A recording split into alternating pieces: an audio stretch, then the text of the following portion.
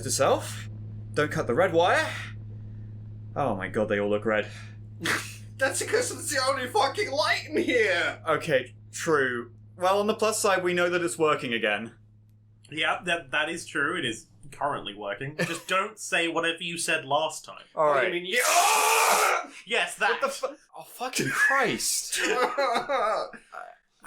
That is something. It is a forbidden word. No, it doesn't seem to please whatever malevolent forces keep us in here. It doesn't seem to please anyone who plays it either. But I want to talk about Alex. Yeah! Oh my god, man! You're gonna... Listen, it stinks now of, like... It smells like an Indonesian market of food. Oh my god. Well... Hello. Hello again. Welcome back. I think I'm conscious. Alright, please, slap me. No. Alright, I'll slap myself. I'm good. I'm in. How are we doing, everyone? I think I'm alright. After seeing you slap yourself, I'm doing a little better. Great. Well, it shouldn't really make a sound like that, but I basically turned into a Sphinx cat with how much of this has been burnt off. Right, So, I see. yeah. Do you like Sphinx cats? They are very funny. I feel like someone's lodged a 240-volt car battery up my ass. But aside from that, I'm doing fine. Oh, man. Yeah, well, to be fair, it's a pick-me-up. I did know a guy who, at one point, we got a bug zapper because we had to deal with, like, a hornet in our house. And he was not sure if it was working, so he kept touching it to be like, is this even working? And at one point he touched it, it did actually connect, and I saw him fucking jump higher than I've ever seen a man jump in my life. Almost to the point of hitting his head on the fucking ceiling. And he went, I'm awake now. He'd pulled, like, all-nighters and things for, like, uni, and he was like, never mind, I feel good. Sorry, did this guy buy a bug zapper for a single bug? I bought him the bug zapper for him. He just wanted bug spray. I figured I'd get him a zapper as well. Oh yeah, probably wiser to have the zapper than the spray. And now they use it to stim themselves to keep themselves awake. I would assume so, yeah. Oh yes, electroerotic stimulation. Was it one of the paddles, or was it like one of the light bulb looking things? It was a paddle, so it was to whack him with. So you gave him an electrocuting. It's got what plants crave. It's a spanking paddle. It is. The electrified Yowie paddle. Going to Ben's like, damn, there must be so many bugs inside that guy's room right now. He's snapping and screaming. Oh my god. So, bug zapper experiences aside, what are we talking about today? So we've been thinking about a couple things, and one of the ones I wanted to kind of lead on was a suggestion that was passed to me by the voices inside of my head, which was to think about. I mean, we might actually summon them if we talk about it. Yeah. The video game auteurs. More specifically, like, the loose idea kind of was going through my mind of, are there any video game auteurs that we actually look up to for their achievements? Because auteurism, it's a double-edged knife, you know, like a double-edged blade, where on the one hand, it's someone who's made something with a clear direction, who tends to make something incredibly distinct that no other game on the market is even like. Right. On the other hand, they can sometimes be incredibly vain ego projects that go way over their budget and are far beyond the, like, reasonable grasp of, like, development restrictions, you know? And as a result, sometimes they can be a cause for mockery, especially if they make promises that they can't keep. We know you're there. Who's laughing now? I can't wait for this to come out and everyone already be disappointed in Starfield. Oh, that's true. I think by the time this comes out, that would be out, right? Yeah, I believe so, and I think I'm going to lose several friends to their PCs as they are devoured by Starfield. It's already happened with fucking Baldur's Gate, it's going to happen with Starfield. I'm predicting the future here, but I guarantee you it's going to be largely disappointing. People will be like, oh, it's Fallout 4 in space. Great. I don't know enough about it to comment, to be honest. Guarantee you there's going to be a Twitter post by fucking Hello Games being like, would you want a better space game? Because we sucked 5 years ago. That's the thing, right? Especially about Starfield, is as I was watching the final, like, proper footage of them revealing what that game looked like and what you were going to do in it, and I thought to myself, this does just look like No Man's Sky with a different art style, you know? But people wanted it. People wanted No Man's Sky. And when it came out, they really did. They thought it was going to be amazing. Oh, I knew people. I mean, I bought it. I bought it at launch. I thought it was going to be great. I mean, I fucking love space games in general. Like, I've always wanted to get into the X series. I just never had the chance to, like, really sink my teeth into them. But I played a shitload of, like, Elite Dangerous, because I fucking love the concept of space trucking and being a regular dude in, like, a galactic scale industry. Yeah. I was wondering about Elite Dangerous, especially because that one's been spoken about quite highly, and I think you talked to me about specifically Elite Dangerous. It's a really good fucking game. I like how we are like 2 minutes in and immediately derailed. Yeah! We mentioned Todd Howard and immediately, well, we alluded to Todd Howard and it's like, right, derail. Who's probably not even an auteur, even though he's a personality. He certainly is. I like that your definition of like games that are often made by auteurs as being sort of like ego projects, going over budget, unrealistic for dev time. It's just describing every video game any of us have tried to make. Yeah, basically. That's true. But you fool! You've fallen into my trap. For I have a diploma that says I studied film one time, and I know all about auteurism in the context of cinema! You wrote that on the last piece of toilet paper we had. I know, and it was absolutely worth it. It looks official to me, but maybe I just don't have the eyes. So I'm gonna actually spit some serious facts here. Facts.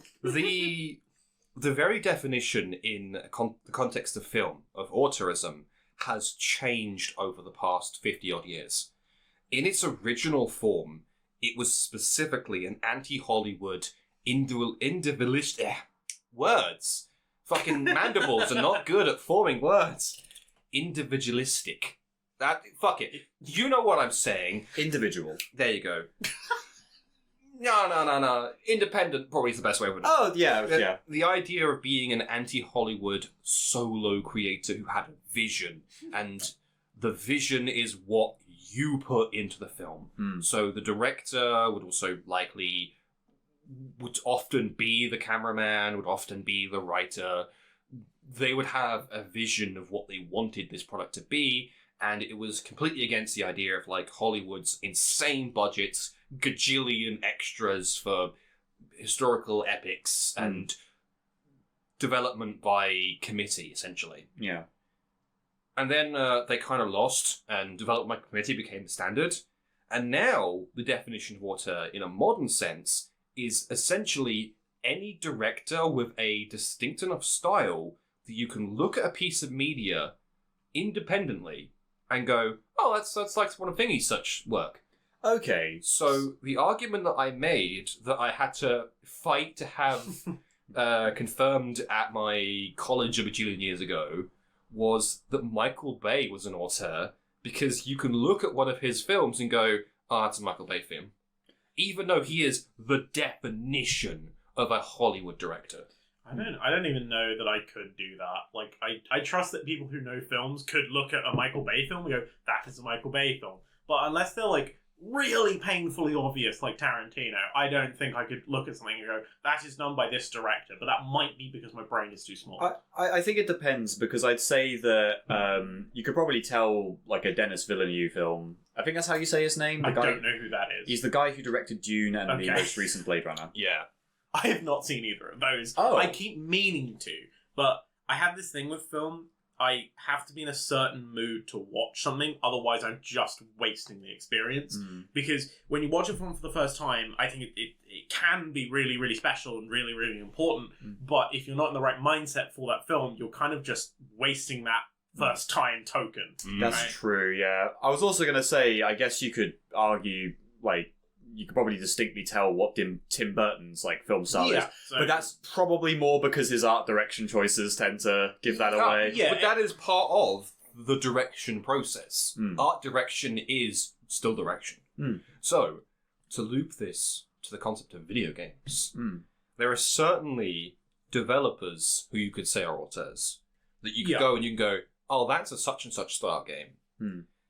Fucking Peter Molyneux, for example. Molyneux is a great example of that, and I also would say it's a great example of someone whose ego and personality massively kind of contributed to that auteur status or that attempted auteur status, because it's Lion's Head or Lion's Gate? Lion's Head. Yeah. Lion's Head.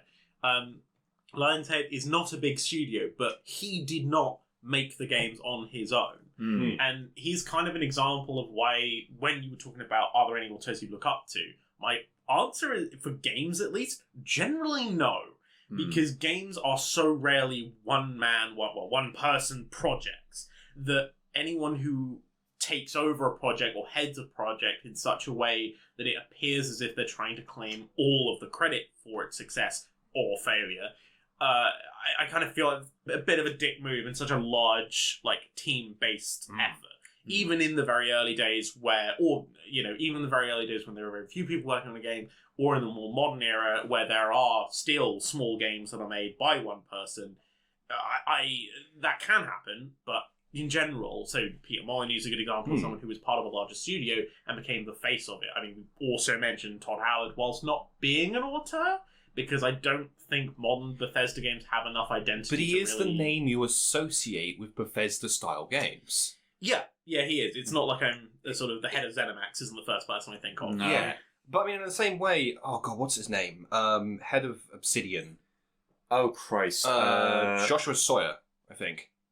I think you talked about him to me the other day. He's a fucking cool guy. But when I think of, like, Fallout New Vegas or something like Pillars or anything like that, genuinely, he's the person that comes to mind, even though I know he's just one of the many myriad of people developing by it, because he's the name on top. Like, John Romero, for example, you can say he's an auteur in terms of, like, the flavour of what made Doom so good and Quake 1 so good, and when it disappeared because he wasn't involved in Quake 2, you're like, well, clearly something was lost when he was lost. But would you say that his debut as an auteur is Daikatana? Because that is when he starts making things on his own. The folly of Daikatana is genuinely something that I could talk for hours. But yes, but that's the thing, is people know him now as the man who flew too close to the sun with the idea of a rockstar developer style versus...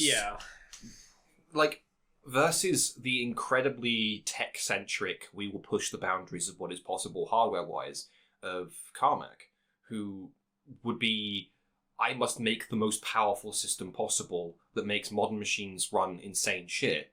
The two of them together was definitely like a sauce.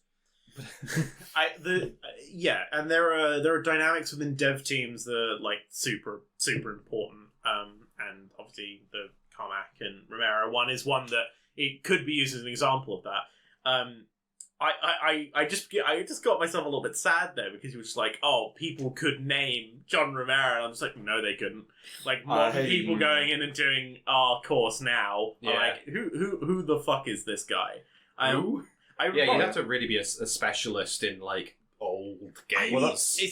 I think that has more to do with, I think it's, for the first time I'm going to give people credit here and say it's got less to do with them and more to do with the fact that games as a genre do not like their own history and have perpetuated, certainly through the 2000s, destroying their own history. Oh, absolutely. Yeah. And so they've done this to themselves, unfortunately, as in the industry has done it to itself, not the individuals have done it to themselves. Because, there's no way that John Romero is like, I'm going to set my legacy on fire. No one intends to do that. It's interesting you mentioned about that course, because that really did get me when I was joining it, was like the sheer number of people who, like, because it felt like, it's very elitist of me to say, but it very much was like, especially the year group I was in, it was very much like cool, what games have you played? Assassin's Creed, Mass Effect, that kind of caliber. I played Fortnite! Yeah, well, that's more nowadays. But that's really funny that you mentioned that, because all of those are either getting or have gotten remasters. Yeah, that's true. Which we were talking about in the first. They've also had most of their more recent entries be incredibly disappointing. And yet those games are now considered maybe not classics, but they're considered. They are classics. Let's be honest. Time. Yeah, I think they are. I don't know many people who would recommend playing some of the early games of Assassin's Creed, at least. True. I do own them, but unless you were there for them when they came out. They hold like a place in, like, the legacy to you. Yeah. I don't feel like going back to, like, I'm gonna play AC Brotherhood again. Yeah, Like, why? I suspect that the early Assassin's Creeds are considered classics kind of out of formality. Right. It's in the same way that any kind of long-running series that has like a figurehead or like a first entry will, that has to be considered a classic, even if it's not the best. Like, okay, bad example, but it's the first I can think of, Mario 1. Compared to all the other 2D Marios, not good by comparison. Like, would rather play World, would rather play 3, would rather play... That's actually a really interesting point that you bring that up, because I'm going to be that guy and be like, well, actually, it was called Doki Doki Panic, but, like, one of the better Mario games wasn't even a Mario game. No, it was a completely different game. Nintendo said, we're going to slap our character on. Yeah. That is... And it was called Mario and Sonic at the Olympic Games. Not this shit again! It's the only one I've played! Paulie, bring up the clip again, please. But again, I've never played a Sonic game. Oh no, sorry. Tell a lie. I have played Mario and Sonic at the Olympic Games. Really? Yes. That's your one song? That was my one Sonic game on the Wii. No, I'm curious as to how much the industry is now just doing that based on like, oh, this game is old and people played it, let's do it again. And it's interesting that you bring up like, oh, this is what would be considered like auteur or anything like that, or a classic rather, because I'm curious whether or not that the auteur games that are probably like Molyneux and all that kind of stuff. So obviously Fable's been remade. Are people going back and going, oh look, an auteur, or they're going, oh look, a really old game. Yeah.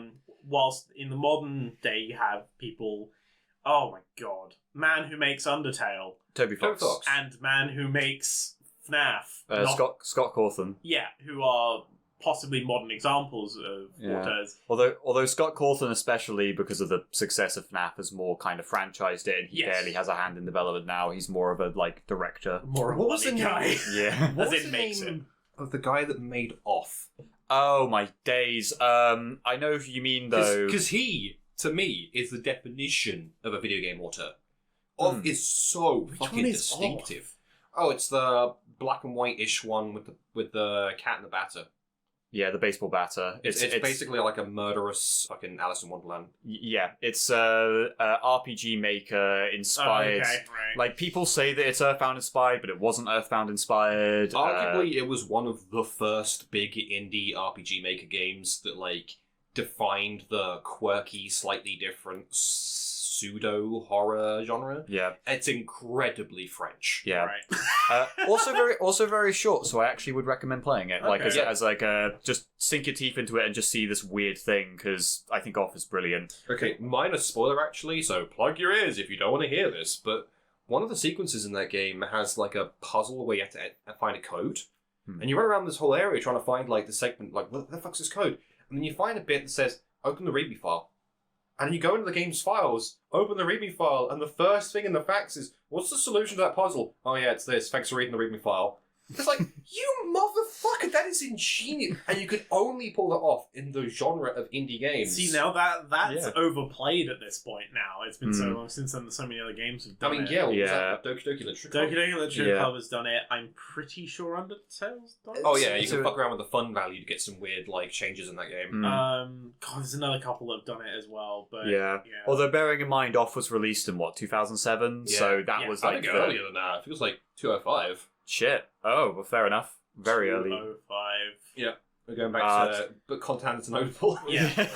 Let's remove a 0. Yeah. That was good time, But, I mean, before the crisis of the 3rd century. But when we're talking about like auteurs and especially, sorry, I know maybe this was just I'm hanging up on the wrong piece of this. But the idea of looking up to people who are auteurs in the games industry, like I said earlier, I personally kind of don't, because taking credit for an entire game, or at least being you do not control how people remember you. So if people decide that they believe you were the person who built the whole game, then that's on them, right? Yeah. But if you do the whole rockstar, like I like John Romero, like I'm a rockstar game developer and all that kind of stuff, and you fuck up, everyone's gonna remember you as the fuck up. Even before you fuck up, you're the kind of person who's stealing limelight from other people, even people who don't want it. It's kind of So when it comes to looking up to anyone in that spiel, I kind of don't, but I'm sure that at least not in games because it's collaborative. Yeah. It's funny that you mention that because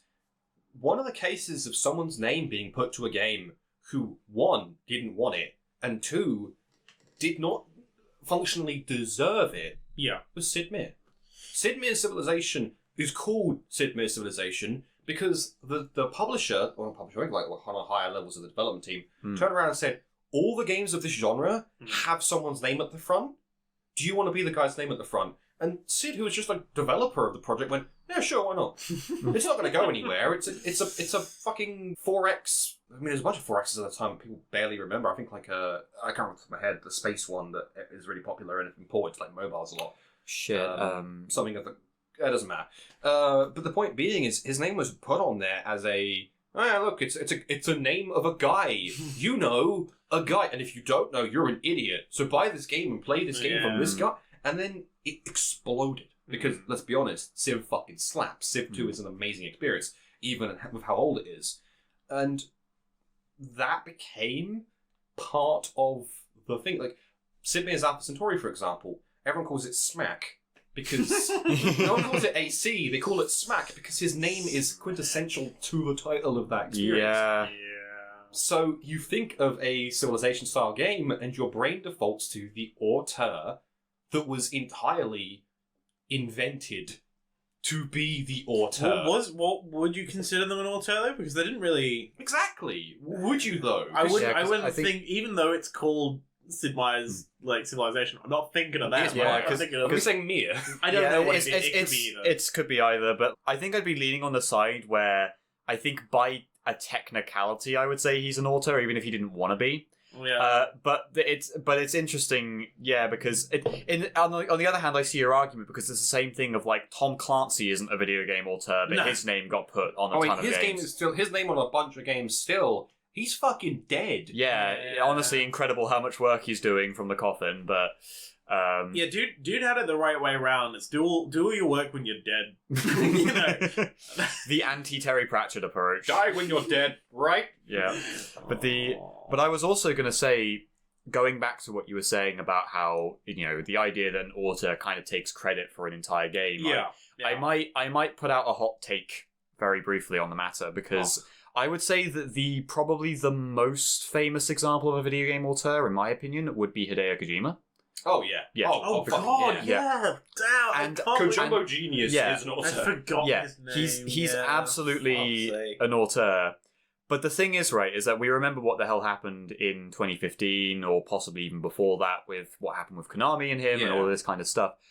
I feel as though he got done dirty, and we should be saying fuck Konami because of it.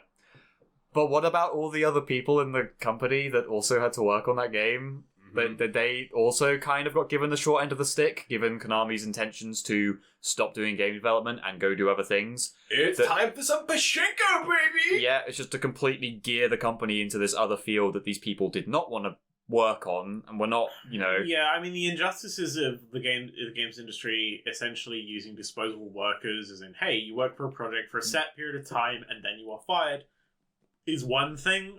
Having a company go in one direction, start to establish career paths, and then just completely destroy it is another. But honestly, if we were here and we were going to talk about that, we'd be here all fucking day. Yeah. Because every company is guilty. Well, almost every company is guilty of it at some point. It's just a sad, course in the industry. If I'm not defending it, and I'm not saying it should still happen, but it is the nature of the beast, unfortunately, in a lot of companies still, and even ones that are good now have been bad in the past for it. Yeah.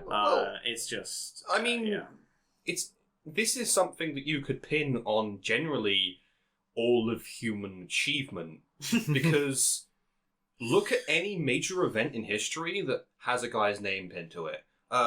Forget the full name of the guy that supposedly discovered America. Christopher Columbus. Yeah, Christopher Columbus. Do any of you have any clue of the rest of his crew? The rest of his crew. No, yeah, The people who helped man the boats or actually travel. No, it was the guy that begged multiple kings repeatedly for money to finance it, and then did it, and then came back and was like, "I did the thing." His name's over all of it. Yeah. Not his crew. His name's all over the continent, literally. Mm-hmm. Oh yeah. Yeah. So it happens a lot. Do you ever like think about being one of those people in the peripheral sort of like life of someone who is going to be great? Well, and I mean great as in remembered, not great as in good. Because those are two very different things. But Yes. The term great... The Caligula effect. Well, it's just like... Well, it's Alexander the Great. Wow. The word great surely did mean something at some point. Now it just doesn't. It's just like, oh, that's good. That's great. Alexander the 8 out of 10 on GameStop. Yeah, exactly. But it's like, have you ever been... Why did you bring up Alexander the Great? Because now all I can think about is the original furry. The original sin of furry. Fucking Diogenes. Oh my god. Barrel-dwelling furry. Yeah, but have you ever, like, in your life just been like, I feel like I am the background character to someone else's experience, and you're looking at that person and being like, they're gonna go somewhere and I'm not gonna be remembered at all. And I'm not saying like you're thinking that maliciously, like, but have you ever felt that way about a person that you've like been in contact with? Really? But I'd argue that a lot of people have that, and some people just accept that as a state of being. Well, true. Yeah, I mean, the majority of people are going to be forgotten. Like, okay, this looping back to Kojima real quick. Yeah. When Metal Gear Survive came out, which, okay, if you strip off a lot of that game's problems, there's a semi-decent game that shouldn't be Metal Gear in there. Like, it's got a decent-ish plot. I kind of like the time loop kind of thing. Spoiler alert, it's about a time loop. It had that sort of Returnal plotline before Returnal was even a thing.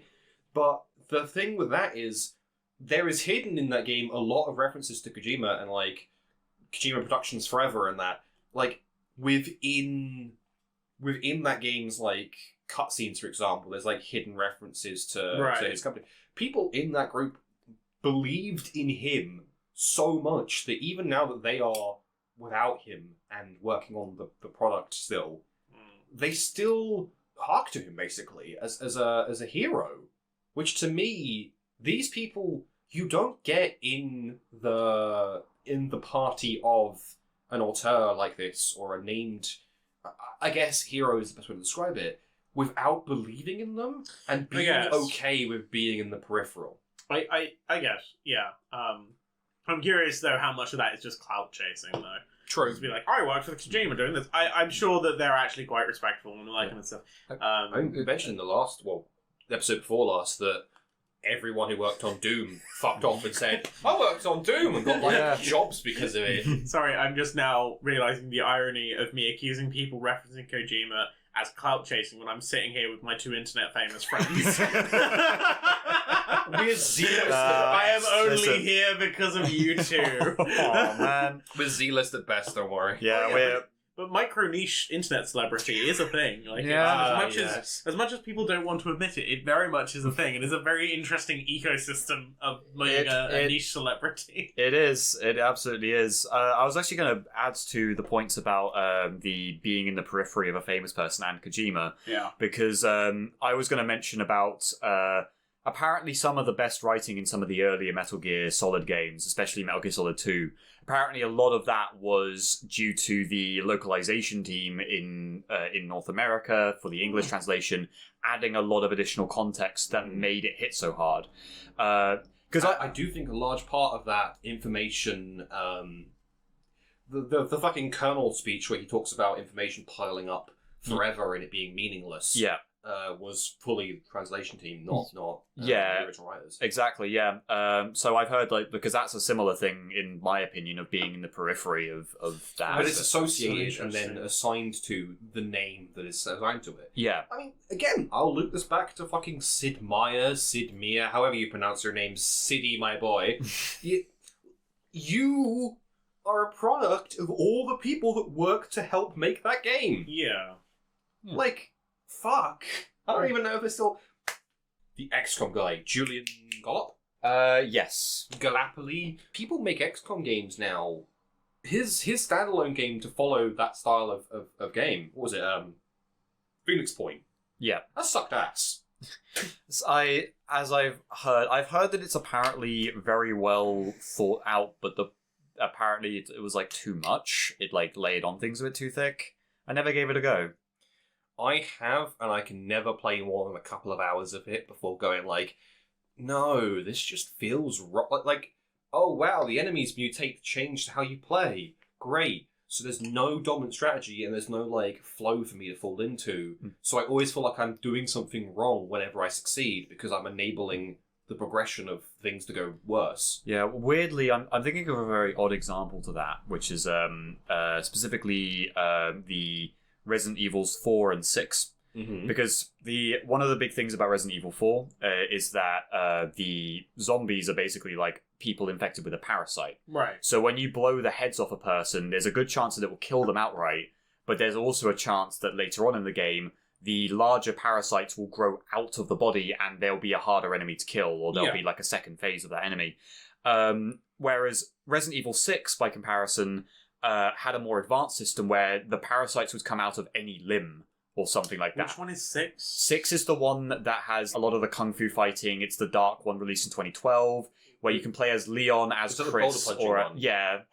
Yeah. Yes. Yeah. Okay. Cool. But it's but apparently which sounds like, the idea that the mutation system's more advanced sounds very cool in theory, but the problem with that apparently is that there's no more strategy to how you face enemies. It's just, okay, I just have to hope a parasite doesn't grow out of them so that they get harder to kill, because it doesn't matter where I shoot them, they're gonna do that. Yeah, like there's a chance that parasite will pop out of that limb, and now I have a harder enemy to fight. Yeah, whereas with 4 at the very least, and even 5, you could strategize the idea of, okay, I'll just try and hit them somewhere where I can stun them, then I will try to do like a melee hit to like knock them down, and deal with them on the floor before the parasite comes out, like that kind of thing. Yeah. So you suplex people and then cut them up with a knife. Yeah, right? yeah. Okay. I'm just like trying to attach this information to like YouTube footage I have seen of that game. Yeah. Any game that lets you suplex monks and explode their heads in the process is high up my tier. Yeah. Rise of the Triad. I need to play that fucking game. I need to play RE4.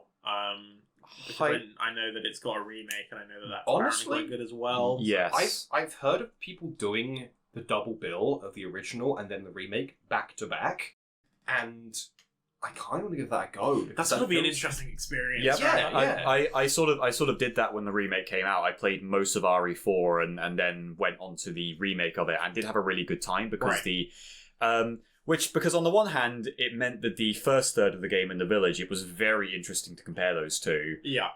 Because the village has enough differences to make me go, ooh, like I think I might actually like the new village more than the old one. Right. However, on the opposite coin, I liked the castle, which is the second area of the game, a lot less. Because the castle is, in my opinion, where all of the best kind of cheesy cornball stuff comes out of it, where like it's the Napoleon midget taunting the protagonist and all of this like crazy traps and everything. They cut down on it quite a lot in the remake, but it's still a good game, and the combat is really fucking fun. Who was the film director that did all those like cheesy zombie movies? How much time you got? George Romero? Yes.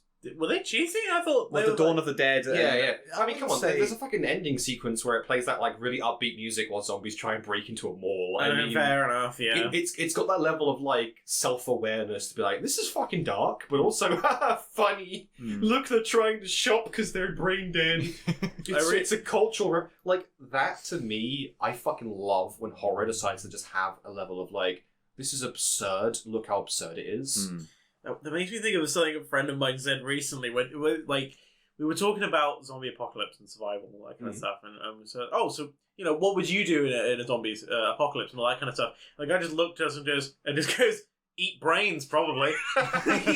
Statistically, probably I'd be the one eating brains. Yeah. Yeah, Get fair good at enough. Yeah, it's just I just like that as a response. What was the name of that?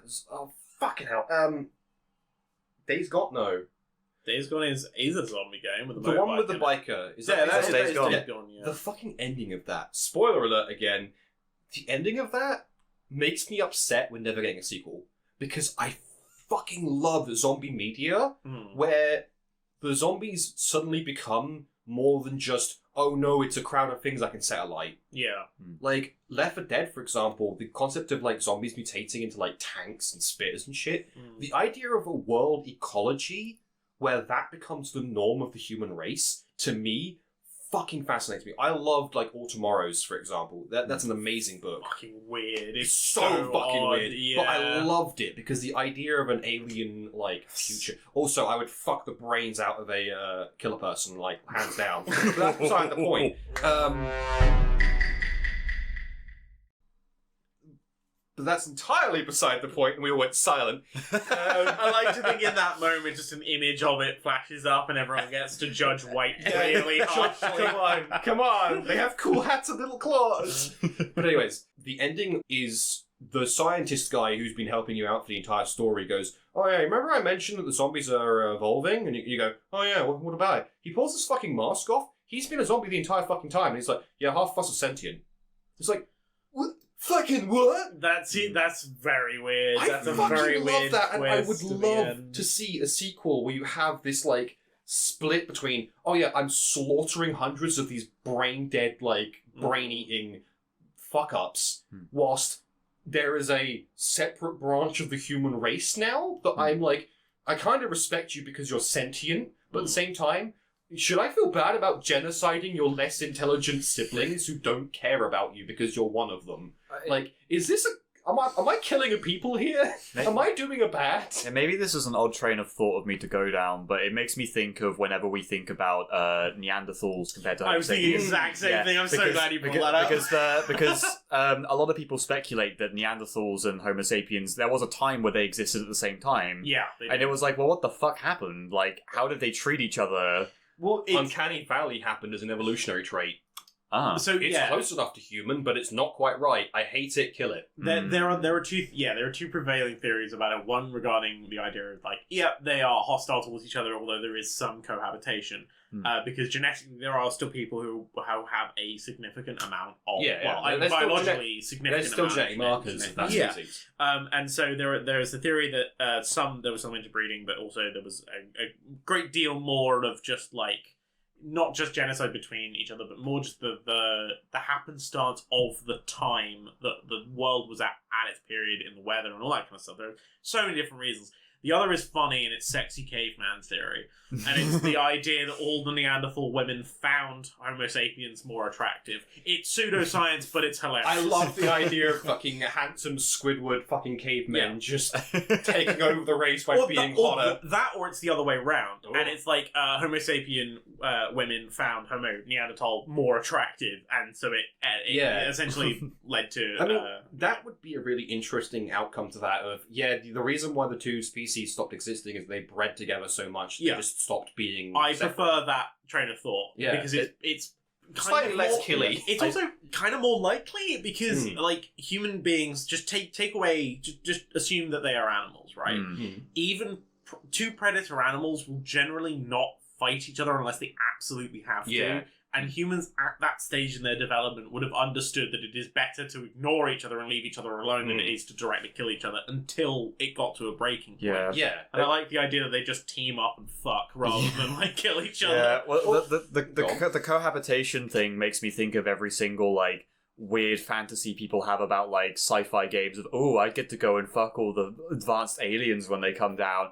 And it's like, you are the equivalent of the Neanderthal in that circumstance, though. I hope you enjoy making, like, homozygosis and being a whole new species. Bye. Yeah. It's one of the very few reasons why that I will accept that being immortal isn't a great idea. Oh, yeah. Because Other than watching everyone you know die and the Earth die, and might sound cold. I don't care. Like you would find there is more worth in being conscious and alive than there is being dead. In my humble opinion. I feel like if I lived long enough to experience enough, I would just pull JoJo and just cease thinking. When you become Choose like to cars. die. Yeah, just be like, well, time to stop thinking. But the thing with the Neanderthals is you would eventually, because you wouldn't evolve whilst the human race did, and you would become not only a spectacle, but just kind of gross, and everyone would not, like, you would lose track with society, even before it got to language or any of the other kind of barriers that would probably appear. Just your appearance would eventually become so horrific to humanity. Yeah, you would be some horrible throwback. Yeah. Funny enough, that's actually something Vampire the Masquerade touches on in the older vampires. Like, we're talking 1,000, possibly older vampires, are so detached from modern society and literally cannot change their ways of thinking that they have to, like, basically have a whole lineage beneath them who act as translators to the modern world for them. So, like, yes, can I have some peasants to eat? And they're like, okay, 1 second. Go get them some more homeless people. Like, they don't have a concept of, like, where's the farmers? I Where's love the peasants Vampire the Masquerade as a game. Bloodlines is so fucking good. It is a really fucking good game. Yeah. I want 2 to come out and be good, but I know it's not going to be because of how horrible the dev cycle has been. I'm very excited to play Bloodlines. I want to, like, as much as I would really love to just do a playthrough with you, as in just over your shoulder, I think it's kind of important that you play it on your own. Alright. I mean, me and Ash played through it. You know, Ash from the other podcast on this channel, because we're somewhat friends. We played through it, and I ended up being, like, the voice on their shoulder, and we ended up playing, like, a proxy Machiavellian playthrough, because I was like, you should totally kill that guy. No, he's a good person. Kill him. It's very much a case of don't pick Nosferatu, don't pick Malkavian for the first playthrough, but pick anything else. And it's just, I think it's, again, combat is janky. I'd argue don't pick Tremere either, because which one's Tremere? Is the blood wizards, magic? Yeah. Because having to juggle the magic system on top of, like, because here's the crazy thing about that game. That game was developed with the Source engine before Half-Life 2.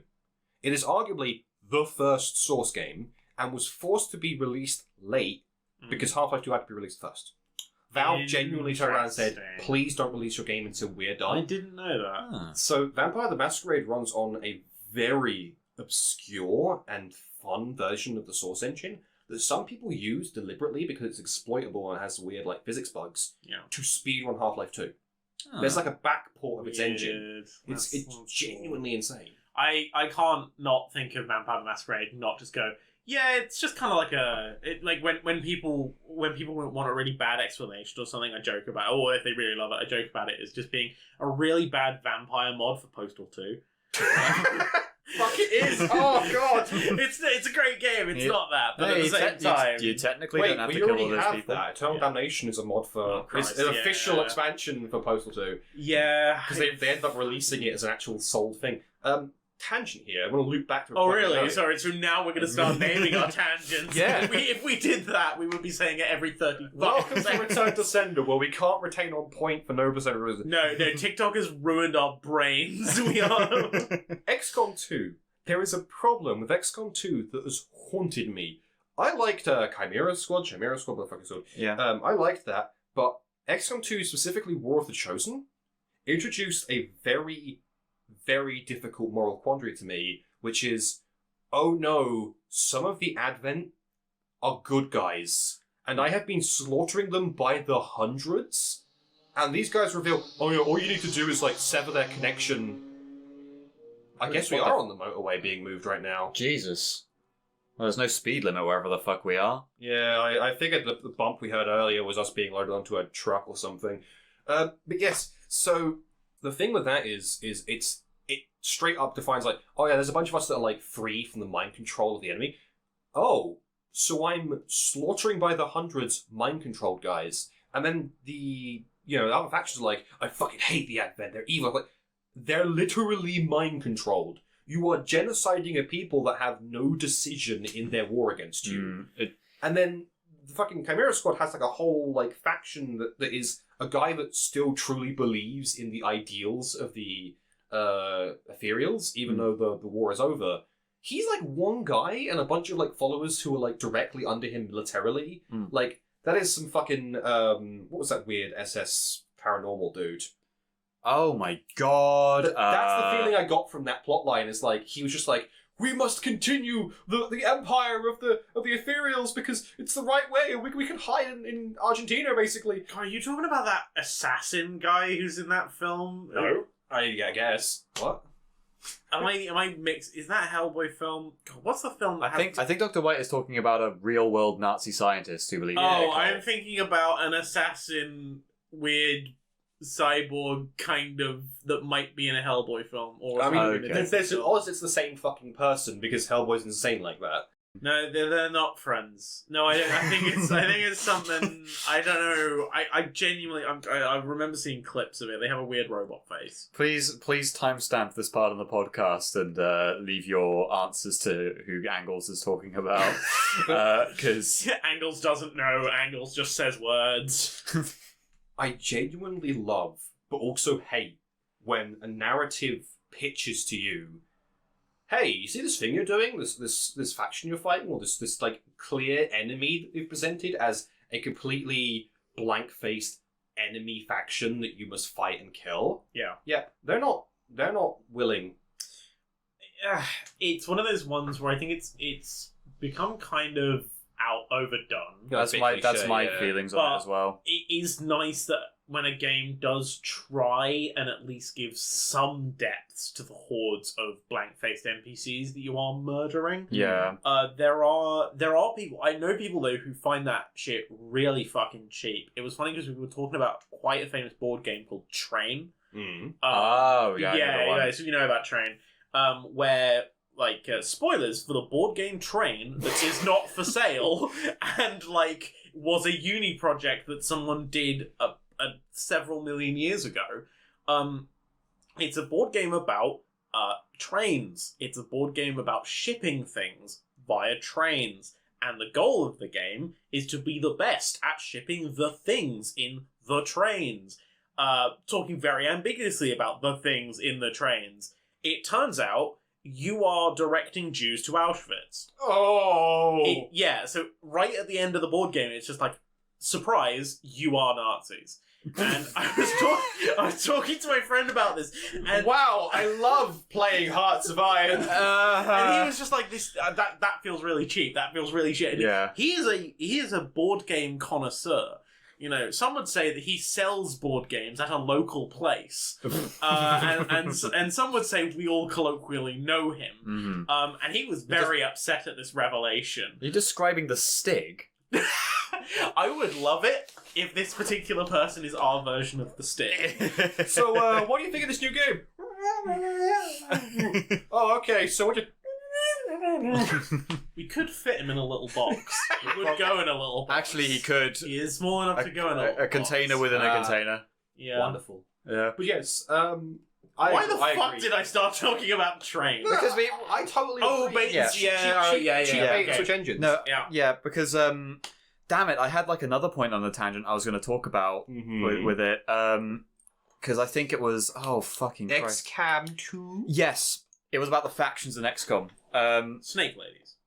I love them, Snitties. and I miss them. I love and respect the snitties, but also Listen, that should have been. Please have that as the sub tagline. I love and respect snitties. That could be. Fuck it, why not? We've got some good fuel for titles for this episode already, but no, the Snitties was already a sign that I was a freak. Everyone should have known back in 2015. The Advent thing about the idea that they're all actually being mind controlled and a lot of them are not actually willingly serving Advent and that kind of thing makes a ton of sense for them to do it like that. I do think in a way that it's a slight, because it's such an overdone thing, I think it is a slight shame that ends up being the explanation behind it.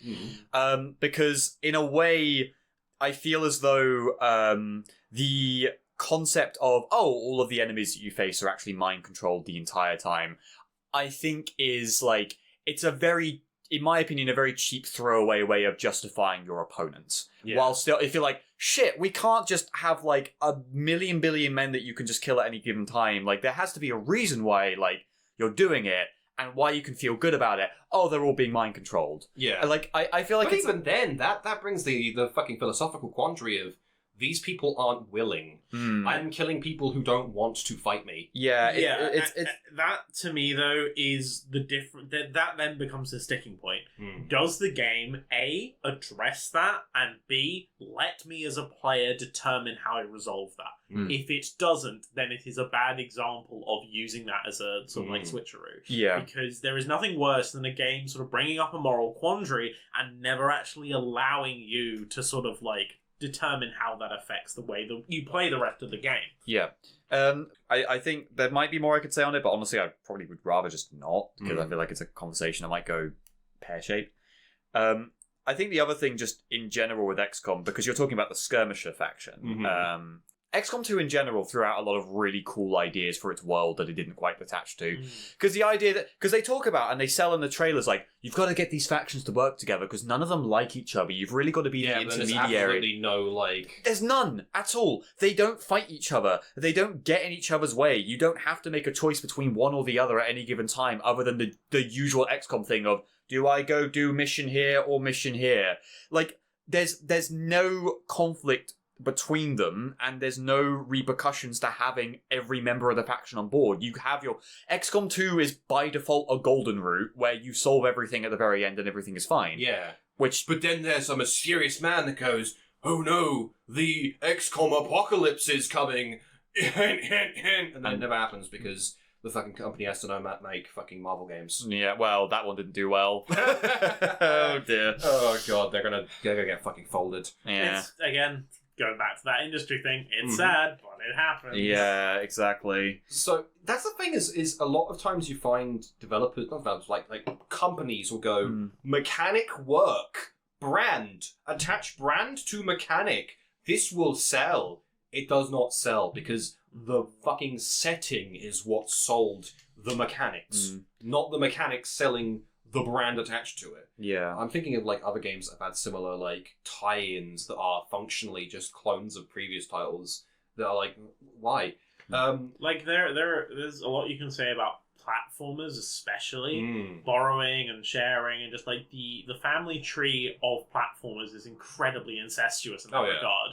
But you know, and then in that instance, I'd be like, yeah, the settings and the stories and the various way the mechanics come together do sell those games. But in a lot of other instances, especially with 3D games, just jamming mechanics into like IP isn't a great idea.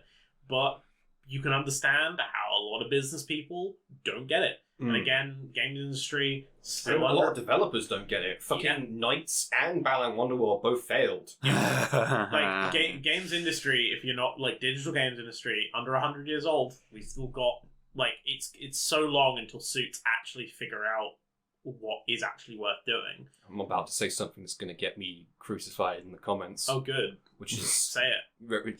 All 500 people are going to be very upsetting. All 477 people who watch this. We love all of you. 33 of you repeat watching it. Please, we love you parasocially. Please form an attachment to us. Yes. But the best Sonic game is Freedom Planet. I don't even know which one that fucking is. Freedom Planet isn't even a Sonic game. Oh, that's the joke. It's a Sonic fan game that decided to go, oh fuck, we can't sell this if we sell it as a Sonic fan game, so we'll just make it our own thing. And it's just Sonic 2, and it's fucking great. Isn't the best Sonic fan game Sonic Mania? Yeah. That's like an official one. That's the problem. I've played both. I like Freedom Planet more. I mean, there's a fucking cat that rides a motorbike to go fast. That's their movement mechanic. I fucking love that as a concept. Yeah. You've got all these characters that move fast just because they naturally move fast. And there's one guy like, I want to ride a fucking bike. Fuck you guys. It's like if you were playing, like, I don't know, Mario 64 and then Wario showed up in his fucking, like, lowrider. Yeah. Like, halfway through, like, hey, get in. We're going to bomb battlefield. Well, he was playable in the Mario 64 port to DS. You could play as Wario, so he should have had his motorcycle in that. That would have been great. Speaking of that, I don't know why this came to mind, but one of the more recent Wario games has like cutscenes in it where it shows like Wario's attic and all of his stuff he's got. His fucking like double dash lowrider is just in his attic. He's kept that. Nice. Like, I love the idea that this guy's like, oh, that's my car. I'm keeping that. Fucking. I ride in that in competitive races, but also I love my lowrider. Fucking. But back to the discussion we were previously having, which was... I can derail us further. I have very themed stuff. I went to the Fringe recently. Right? Fringe Festival. It was great. I don't know how I got there. We've all gone to the Fringe. I don't know how I got there, but I did get back. There was a Mario Kart style concert that happened. Well, it was a game. How the fuck does that work? It was a video game concert, right? That happened. It was a video game jazz concert, and what they were doing is they were playing music and putting like jazz. They were like jazzing it up. Angles. These words you are saying are giving me active aneurysms trying to parse them. And it so was a Mario Kart jazz music event. Yeah. What the fuck? It became one. So it started off. It became one? It started You mean off. it didn't start as one? No, it started with Mario, then did the Pokemon main theme, and then did a whole bunch of Persona 5 music because that's basically jazz. That's because it's jazz, yeah. Yeah, and they did it really well. And what they did while they were playing this music was they had a projection of the gameplay in the background. Mhm. And then it got to like halfway through, and they're like, "Okay, we need people from the audience." They thrust Switch controllers into the hands of people. They were like, "Right, play Mario Kart. We will do all of the music." And so the projector turned onto a Switch screen, and so they did the Wii menu music while Oh I my waited, God. which I didn't realize I wanted to see live, but then I did, and it was great. And then they played Mario for about an hour. Whilst playing like 3 or 4 different like really great tracks live, and they fucking slap. They're very, very fun. Fucking nice. I was gonna say Really you were doing Baby Park. Yeah. Did they do Baby Park? I don't know what the names of any of them. So Okay, I fair. may Baby not Park is tell like you. the most like fucking Mario Kart ass soundtrack possible. Yeah. God damn that fucking course Mm. ruined so many friendships I had as a kid. Yeah, because it's So I'd be just sitting on my little Wavebird controller and my friends using these fucking shitty Mad Catz ones. And we'd be Yeah. like, let's play some Mario Kart! And we get to that one, it's like, you fucker! Don't Yeah. you green shell me, you because bitch! it's a literal oval and you can lap each other so easily. Right, So okay. if you're in like second and you just have an item to throw, you've just tossed it at the guy in 11th just to fuck it over. Like it's great. Oh because it is literally just a loop, like a fucking, like, zero. yeah. And because I think, I'm not sure if it's the case in the later Mario Kart games, but especially in Double Dash, green shells ricochet. They do ricochet, yeah. You can just snipe people on the other half of the fucking, like, course Yeah. by aiming just to the right, or sorry, just to the left, rather, as you're turning, and then turning back, and just watching your green shell go ping, ping, ping, and like fucking Yeah. pinball someone. I It's so infuriating. I have one accidentally hit friends of mine while playing that game while trying to hit CPUs, and second of all, I've accidentally hit myself doing that Yeah. as well because of the ricochet being like, I'm gonna toss this at someone. Oh, I missed. Gonna keep driving. Ah, what the fuck got me? Oh, that was me. It's also such a tight map that you can blue shell person in first, and then get the entire fucking race caught in the same blast. Yeah, basically. Like, everyone's blue shelled. This means Yeah. nothing. Yeah, it's just to fuck everyone over. But yeah, what the fuck are we? What the fuck was I talking About about? the Fringe Festival. Yeah, I completely derailed it with tales of being teleported outside What? briefly to be teased on what is outside before I- coming back here into this Yeah. Well- hellish great.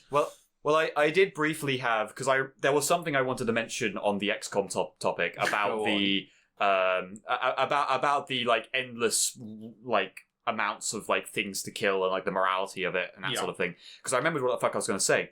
I remember this point of discussion being a point of contention in our D&D group because there was a while. There was a while where, because one, not only in our one where the three of us are in it, but also in the other one that we played like this year. Because You talk about Skeleton Village. yeah, well, Skeleton Village, as well as basically, we kept having a thing where we would keep encountering areas and enemies that we didn't actually want to fight, or specifically, we didn't want to kill them Right. because we were going like, well, there's good reasons for them doing what we're doing. We'd rather just incarcerate them, or we'd rather like turn them to our side, or do something like that. And it got to a point where we were just, like half of the party, half of the players were going, can we not just have like something that we can unanimously just massacre? Yeah. Because at this point it's getting ridiculous how many things we're like. I remember we brought up and we were like, can we just have some goblins attack us? And then Yeah. immediately half of us went, well, no, because I'd befriend the goblins. Yeah, like that's the Just like, thing. I feel like that's Yeah. a party issue more than it is like an yeah. encounter issue. Which- Like, but still. It is very funny because our DM at the time then was like, okay, I'm going to make the most despicable villain possible. I'm going to make a man who abuses children and all of this stuff like that. Like, really, like, okay, this guy's absolutely horrible. We're going to take him down. But this Fey guy is going to turn him into a tree.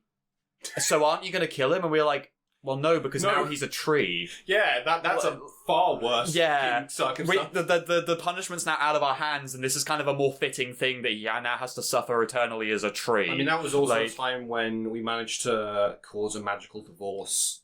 Oh my god! Right, fucking. So, context: the tree guy's immediate underling was in a marriage with a demon, right. and we managed to fuck up their plans so much that the demon just showed up and went, I'm divorcing you, threw the ring at her, and then just left. And she was like, oh no, my husband doesn't love me anymore. And we're just like, slowly putting our swords away as this one woman cries about the collapse of her marriage. And we're like, this is way worse than killing her. Holy shit. Yeah. Oh god.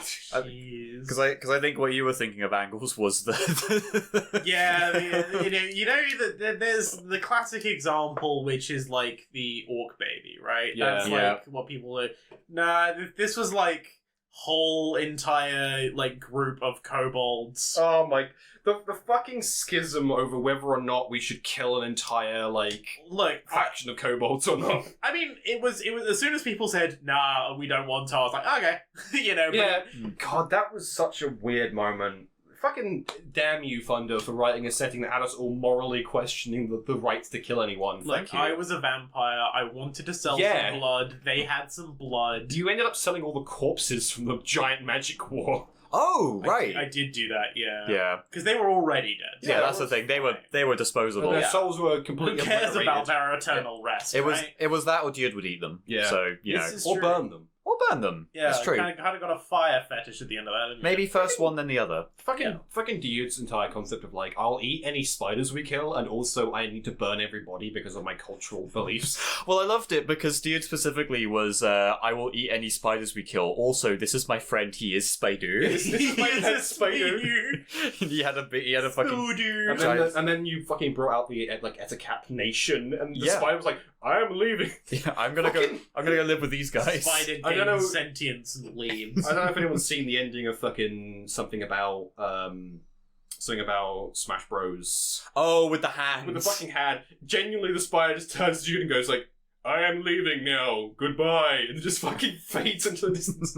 Anyways, I want to loop back around to something completely miles ago, because otherwise we'll talk about D&D, and that's Yeah. that's Yeah, fair. that is always a very isolating topic towards an audience of people where it's like, hey, this is the niche thing that we did. Yeah. Some people Here's a fucking story. love that shit, but I don't know.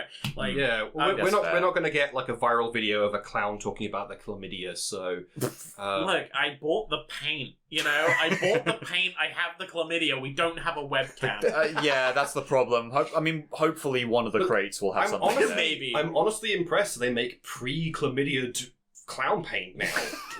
But anyways, It's more common than regular clown paint. Trust me. weirdly enough, if I was to go back to making games as a concept of employment, because I studied that, I got a fucking degree in that. But if I was to go back to making video games again, I think a concept I would like to explore is a Civilization-esque game or 4X set after a failed alien invasion, where we've managed to the Earth is ruined. We fought like a 400-year long war against an alien race, and now a bunch of them are just stuck here, and they're like, yeah, we're the remnants of an invasion fleet. Because that happened in history quite a lot, of invasion fleets attacking a place, and then like Romans would end up just settling down in fucking England because they were just like, I don't want to go back to Rome. Yeah. My life is here. I've lived here for 20 odd years now. Why the fuck would I return? Hundreds of Spanish sailors after the Spanish Armada also Yeah. settled in the UK and mingled among people Exactly.